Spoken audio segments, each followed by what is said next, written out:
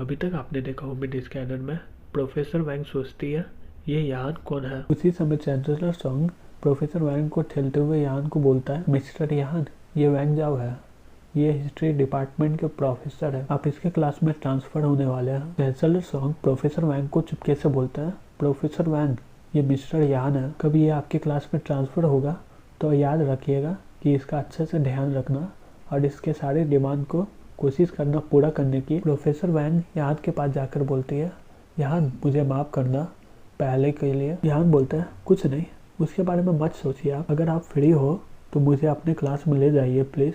Professor वैंग, आपको मुझे ऐसा ट्रीट नहीं करना चाहिए, मुझे एक नॉर्मल स्टूडेंट जैसा देखिए। प्रोफेसर वैंग बोलती है, ठीक है मेरे साथ आओ मिस्टर यान। प्रोफेसर वैंग अपने मन में बोलती है, उफ, अच्छा हुआ कि ये जल्दी माफ़ कर देता है सभी को। लेकिन चैंसलर सॉन्ग इसके साथ कितना अच्छे से बात कर रहा था, ये असल में है कौन और ये हमारे कॉलेज में कर क्या रहा है। फिर यान हिस्ट्री डिपार्टमेंट में पहुंच जाता है और वहाँ बैठकर सोचता है अपने मन में, ये क्या ली सिंगलन है ना जिसे मुझे बचाना है, ये सबसे गोरी है, सुंदर है और बड़े बुक्स वाली भी है, लेकिन इसमें उतना स्पेशल कुछ भी नहीं है। यान यही सब सोच रहा था, पीछे से एक लड़का उसे बोलता है, भाई हमारे कैंपस की उनको घूरना बंद करो, नहीं तो तुम्हारा आँख सर से बाहर आ जाएगा। तुम न्यू ट्रांसफर्ड स्टूडेंट हो ना, मैंने सही कहा ना, तुमसे मिलकर अच्छा लगा, मेरा नाम है ल्यू मैंग। यान बोलता है, ल्यू मैंग, ये अच्छा नाम है, मैं यान हूँ, तुम्हें कैसे पता कि मैं एक नया ट्रांसफर्ड स्टूडेंट हूँ। ल्यू मैंग हंसते हुए बोलता है, जो नया ट्रांसफर्ड स्टूडेंट होता है वो ले जिनरन को इस तरह से ही घूरता है। हालांकि वो इतने समय से फूडन कॉलेज में नहीं थी, लेकिन वो कैंपस की उनमें से एक हो गई है, बहुत लोग उसके पीछे पड़े हुए हैं,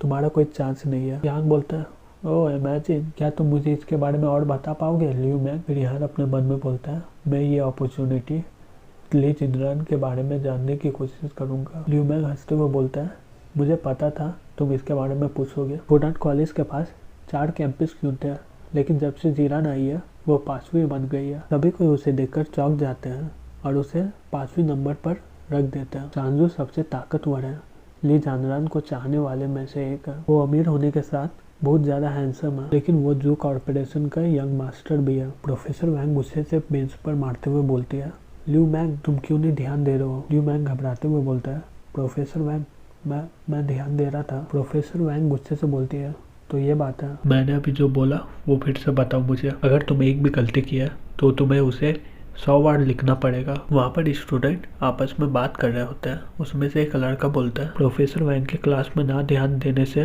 ल्यू मिंग के साथ ऐसे ही होना चाहिए। दूसरा स्टूडेंट बोलता है, प्रोफेसर वैंग सुंदर है, उन्हें जाना जाता है उनके कठोर व्यवहार के लिए। स्टूडेंट जो उनका गुस्से का शिकार बनते हैं उन्हें बहुत ही सहना पड़ता है। तीसरा लड़का बोलता है, मैं शर्त लगाता हूँ कि ल्यू मैंग 100 बार लिखने वाला है उस टेक्स्ट को। दूसरी तरफ ल्यू मैंग घबराते हुए बोलता है प्रोफेसर वैंग को, मुझे याद है कि आप अमेरिकन रेवोल्यूशनरी वार के बारे में बता रहे थे, उसका एग्जैक्ट डेट है। ल्यू मैंग फिर सोचने लग जाता है। प्रोफेसर वैंग गुस्से से बोलती है, मुझे पता है कि तुम सुन नहीं रहे थे, उस टेक्स्ट को 100 बार लिखना फिर से तुम्हें करना पड़ेगा। अगर तुम उस वर्ड में से एक भी गलती किए तो अगर तुम उसे ख़त्म नहीं कर पाए तो तुम्हें इस सेमेस्टर का क्रेडिट नहीं मिलेगा। ल्यू मैंग घबराते हुए बोलता है, ये बहुत ज़्यादा है प्रोफेसर वैंग, क्या आप इसे कम नहीं कर सकते हैं। मैं कसम खा रहा हूँ कि मैं आपसे ध्यान दूंगा। प्रोफेसर वैंग बोलती है, मोल भाव करना बंद करो, नहीं तो तुम्हें इस टेक्स्ट को 200 बार लिखना पड़ जाएगा। ये सुनने के बाद ल्यू मैंग वहीं बैठ जाता है और बोलता है, ओ नहीं, मेरे हाथ अब टूटने वाले हैं। यान अपने मन में बोलता है, ल्यू मैंग को मेरे वजह से वो बुक को कॉपी करना पड़ेगा, मुझे उसका मदद करना चाहिए। यान खड़ा होकर प्रोफेसर वैंग को बोलता है, मुझे लगता है कि आप ज़्यादा सख्त हो रहे हो ल्यू मैंग के ऊपर। प्रोफेसर वैंग, मैं अभी ट्रांसफ़र हुआ हूँ यहाँ पर और मुझे नहीं पता इस क्लास के बारे में। ल्यू मैंग मुझे आज का लेसन के बारे में बता रहा था, इसलिए वो क्लास पर ध्यान नहीं दे पा रहा था। प्रोफेसर वैंग यान की ओर देखते हुए बोलती है, हाँ। वहाँ के सारे स्टूडेंट यान की ओर शॉक्ड होकर देखते हैं।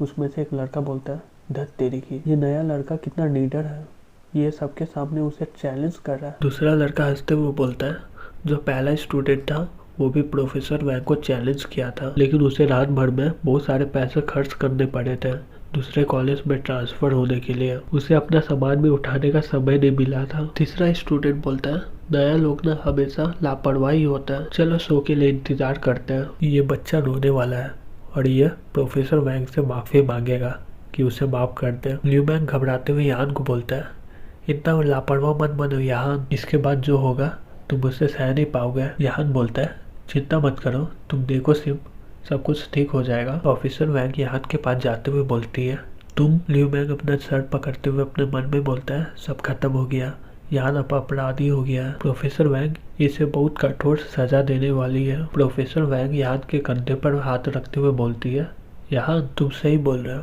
मैं लियू बैंग के ऊपर ज्यादा ही गुस्सा हो गई थी। ये सुनकर लियू बैंग पूरा शॉक्ड हो जाता है और बोलता है हाँ, और अपने मन में बोलता है मुझे क्या कोई वहम हो रहा है। प्रोफेसर वैंग यान को पनिश नहीं करने वाली है और वो उसके बात पर सहमत भी है। यान प्रोफेसर वैंग से बोलता है फिर पनिशमेंट का क्या। प्रोफेसर वैंग बोलती है मैं उतनी मतलबी भी नहीं हूँ, जबकि इसके पीछे अच्छा वजह है तो मैं इसे माफ कर देती हूँ, लेकिन इस बार समझे लियू बैंग प्रोफेसर वैंग से बोलता है मैं समझ गया, मैं आपसे आपके क्लास पर ध्यान दूंगा। प्रोफेसर वैंग फिर वो अपने मन में बोलता है यान कितना औसम है, उसने पूरी तरह से प्रोफेसर वैंग का माइंड को बदल दिया, मुझे उसके साथ अच्छा रिलेशन बनाना पड़ेगा। वहाँ के सारे स्टूडेंट ये सब बातें सुनकर शॉक्ड हो जाते हैं। उसमें से एक लड़का बोलता है मैं प्रोफेसर वैंग का क्लासेस पिछले 2 सालों से ले रहा हूँ और मैं पहली बार देख रहा हूँ कि वो अपना पनिशमेंट वापस ले रही है। दूसरा स्टूडेंट बोलता है अगर मैं उसके साथ दोस्ती कर लूँ तो मैं भी अगली बार प्रोफेसर वैंग के पनिशमेंट से बच जाऊंगा। पीछे से ली जिनरन बोलती है प्रोफेसर वैंग मैं स्टूडेंट रिप्रेजेंटेटिव होने के कारण मुझे लगता है कि लियू वैंग को पनिशमेंट देना ही चाहिए, उसका कोई भी वजह हो। ये साबित हो रहा है कि वो क्लास पर ध्यान नहीं दे रहा। प्रोफेसर वैंग ली जिनरन की बातें सुनकर टेंशन में आ जाती है। तुम्हारी बातें सही है ली जिनरन, लेकिन हमें किसी पर जज नहीं करना चाहिए फैक्ट के ऊपर। लियू बैंग उस नए स्टूडेंट की मदद करने की कोशिश कर रहा था तो इसे माफ कर सकती हूँ मैं। ली जिनरन बोलती है वो सही में। फिर वो लियू बैंग से बोलती है तुम नए स्टूडेंट की किस लेसन में मदद करने की कोशिश कर रहे थे या फिर तुम किसी और बारे में बात कर रहे थे। लियू बैंग जिनरन अपने मन में बोलती है लियू बैंग हमेशा मेरे बारे में अजीब सा बात करता है, वो भी मेरे पीछे बैठकर। आखिरकार मुझे मौका ही मिल गया इसे सबक सिखाने का। यहाँ अपने मन में बोलता है इंटरेस्टिंग।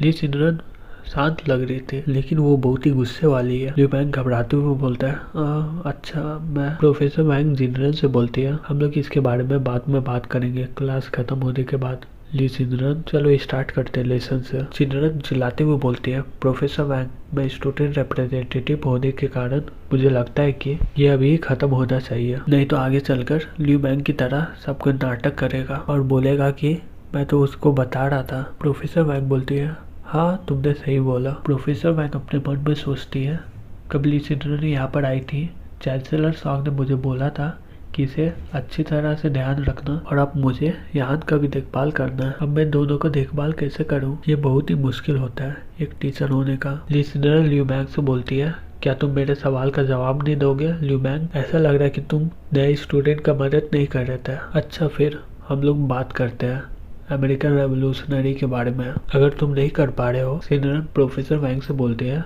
प्रोफेसर वैंग आप अपने पनिशमेंट के साथ आगे बढ़िए,